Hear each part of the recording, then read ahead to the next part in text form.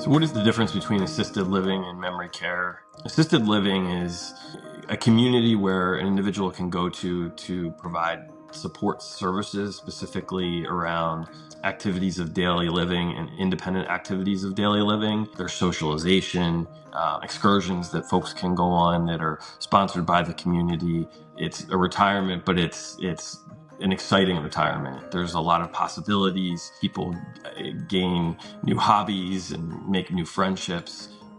It's a really, really great opportunity for the next chapter of your life. And that differs in a memory care neighborhood. And when you go to a memory care neighborhood, it still has all of those elements that I just spoke about. But you've got staff that are trained specifically on how to engage your loved one who is in a particular disease process. So, they can tailor activities based on where they're at. It is a secure environment where you don't have to worry about somebody, leaving the community. The environment is created in such a way that they don't know that the doors are locked because they're engaged in structured activities throughout the day. And if you're in an environment like that, there's great research that shows that it can actually slow the progression of the disease process.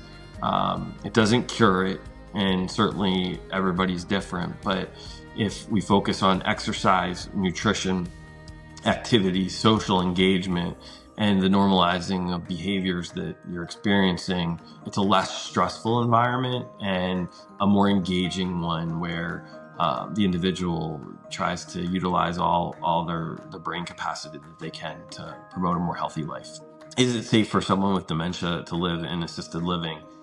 Really, depending on what stage of dementia or what their symptoms are, it can be. So if somebody's typically in the early stages of dementia into the moderate stages of dementia, they can function still at a high level. And sometimes it helps to be in those type of environments to keep people engaged and have a tendency to slow the progression by remaining as active as they can tolerate it, or as they're comfortable with, or as they fit in within the community.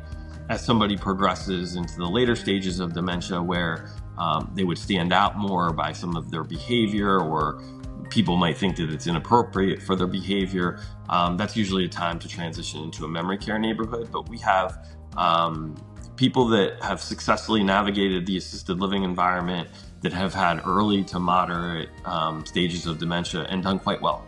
What are the signs that it's time to transition from assisted living to memory care? And we really look at the comfortability of the individual in their environment. Is there increased anxiety because they're noticing they're different? Is their behavior getting to a point where they're making others uncomfortable in that environment? Do they begin to wander? Are you concerned about them coming back or finding their apartment, or being able to leave the apartment independently and knowing that they'll come back? When you start getting to those stages and those symptoms or behaviors, that's typically a sign that it's time to really have that conversation about transitioning them to a memory care community that's more suitable to their needs. And a lot of assisted livings have memory cares attached to them, and actually mimic a lot of the same activities or meals, but with that extra support